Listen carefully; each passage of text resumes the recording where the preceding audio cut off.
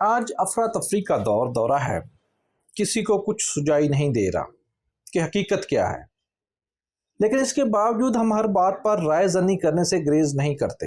ہمارے سامنے کوئی واقعہ ہو جائے، چاہے اس کی حقیقت کے بارے میں کچھ علم ہو یا نہ ہو، ہم مفکر بننے سے گریز نہیں کرتے۔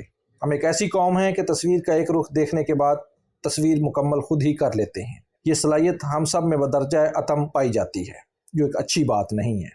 اس حقیقت کو بیان کرنے کے لیے ایک دلچسپ حقیقت کا سہارا لیتے ہیں۔ قدیم دور کی بات ہے، کہتے ہیں کہ کسی گاؤں میں ایک بوڑھا اپنے نوجوان بیٹے کے ساتھ رہتا تھا۔ پرانا سا ایک مکان تھا، ایک کمرے میں باپ بیٹا رہتے، دوسرے کمرے کو استبل بنایا ہوا تھا۔ وہاں ان کا گھوڑا رہتا تھا۔ یہ گھوڑا بڑا شاندار اور نہایت اعلیٰ نسل کا تھا۔ بہت پہلے بوڑھے کسان کے ہاتھ ایک گھوڑے کا بچہ لگا، اس نے باپ کی طرح اسے پالا۔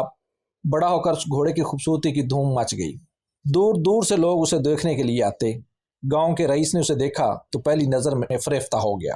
اس نے بوڑھے کو بلا کر منہ مانگی قیمت کی پیشکش کی۔ کسان نے معذرت کرتے ہوئے کہا، وہ گھوڑا نہیں، میرا بیٹا ہے، اپنی اولاد کو کوئی فروخت نہیں کرتا۔ اور بھی لوگوں نے خریدنے کی کوشش کی، سب ناکام رہے۔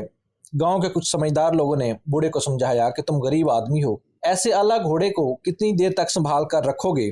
اچھی قیمت مل رہی ہے، بیچ ڈالو، کہیں ایسا نہ ہو کہ کوئی یہ گھوڑا چرا کر لے جائے۔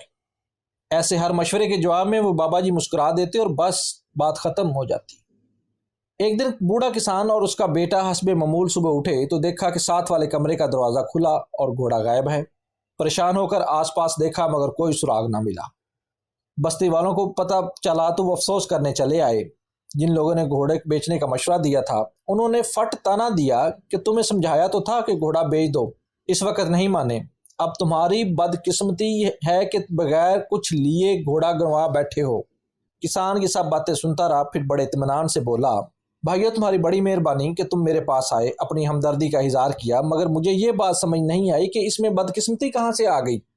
یہ درست ہے کہ میرے پاس گھوڑا تھا جو مجھے اپنی اولاد کی طرح عزیز تھا۔ آج صبح وہ گھوڑا اپنے کمرے سے غائب ہے۔ اس حد تک تو یہ بات درست ہے، مگر اس کے بارے میں ابھی سے یہ کیسے طے کر لیا گیا کہ یہ بدقسمتی ہے؟ گاؤں والے بڑے حیران ہوئے، آپس میں کہنے لگے کہ شاید صدمے کی وجہ سے بابے کا دماغ چل گیا ہے۔ یہ بدقسمتی نہیں تو اور کیا ہے کہ ہزاروں کی مالیت کا گھوڑا چوری ہو گیا۔ بڑبڑاتے ہوئے سب لوگ واپس چلے گئے۔ 2-3 دن بعد اچانک وہ گھوڑا واپس آ گیا۔ اپنے ساتھ وہ جنگل سے صحت مند اعلیٰ نسل کے 21 نوجوان گھوڑے بھی لے آیا۔ گاؤں میں دھوم مچ گئی، لوگ آ کر بوڑھے کو مبارکبادیں دینے لگے۔ انہوں نے اعتراف کیا کہ ہم نے اس روز غلط بات کی تھی، گھوڑے کا چلے جانا بدقسمتی نہیں تھی، اصل میں تو وہ تمہاری خوش قسمتی تھی۔ آج پورے 21 گھوڑے تمہارے گھر آئے ہیں۔ کسان نے حیرت سے یہ سب تبصرے سنے اور پھر کہا، بھائیو مجھے ایک بار پھر تمہاری باتوں کی سمجھ نہیں آئی۔ میرا گھوڑا واپس آ گیا، یہ درست ہے کہ وہ 21 گھوڑے لے آیا ہے، مگر اس میں خوش قسمتی کی کیا بات ہے؟ گاؤں والے یہ الفاظ سن کر اپنا سا منہ لے کر رہ گئے۔ چند دن گزرے کہ کسان کا بیٹا ان جنگلی گھوڑوں کو سدھانے کی کوشش میں مصروف تھا۔ ایک سرکش گھوڑے نے اسے ایسی پٹخنی دی کہ اس کی ٹانگ ہی ٹوٹ گئی۔ طبیب نے دیکھا بھالا اور 3 مہینوں کے لیے بستر پر آرام کی ہدایت کی۔ ایک بار پھر گاؤں امنڈ آیا۔ ہر ایک نے بوڑھے کے ساتھ ہمدردی کی۔ چند ایک نے صاف گوئی کے ساتھ اعتراف کیا کہ بابا جی آپ ہی ٹھیک تھے، ان 21 گھوڑوں کا آنا خوش قسمتی نہیں بلکہ در حقیقت بدقسمتی کا اشارہ تھا۔ آپ کا اکلوتا سہارا نوجوان بیٹا زخمی ہو گیا، نہ جانے اس کی ٹانگ درست طور پر جڑتی بھی ہے یا نہیں۔ آپ بوڑھے بندے ہو، تمام کام کاج بیٹا کرتا تھا، اب مشکل ہوگی، آپ کی قسمت خراب ہے کہ ایسا ہو گیا۔ بوڑھے کسان نے یہ سن کر ٹھنڈی سانس بھری اور قدرے جھنجھلاہٹ کے ساتھ کہا، یارو ہر واقعے میں خوش قسمتی یا بدقسمتی نہ ڈھونڈ لیا کرو، جو بات جتنی ہے اتنی ہی بیان کرو، اتنی قطعیت سے کوئی فیصلہ کن رائے نہ دیا کرو۔ میرا بیٹا گر کر ٹانگ تڑوا بیٹھا، اس حد تک تو بات درست ہے، باقی خوش قسمتی یا بدقسمتی کا حتمی فیصلہ ابھی ہونا باقی ہے، قدرت ہی اس کے بارے میں بہتر جانتی ہے۔ 2-3 ہفتے گزرے، اچانک ہی جنگ چھڑ گئی۔ قریبی ملک کی فوج نے حملہ کر دیا۔ بادشاہ نے جبری طور پر بھرتی کا حکم دیا۔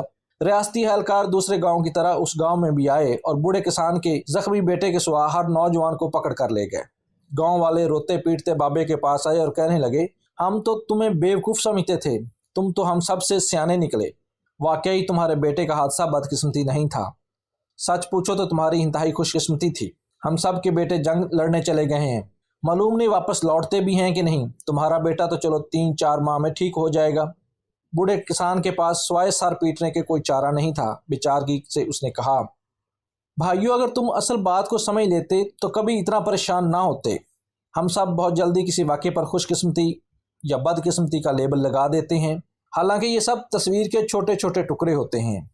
हम में से किसी के पास मुकम्मल तस्वीर नहीं, तस्वीर का एक टुकड़ा ही होता है। इसी टुकड़े को हम मुकम्मल तस्वीर समझ लेते हैं। एक टुकड़ा कभी तस्वीर को दुरुस्त तरीके से बयान नहीं कर सकता, इसके रंग तक नहीं बता सकता। हमें हतमी राय देने की बजाय इंतज़ार करना चाहिए। जो वाक़या हुआ उसे उतना ही समझना और मानना चाहिए। इसी में हम सब की भलाई है। ये था आज का दिलचस्प नामा। उम्मीद है आपको पसंद आया होगा। लाइक और सब्सक्राइब करना मत भूलिएगा। शुक्रिया।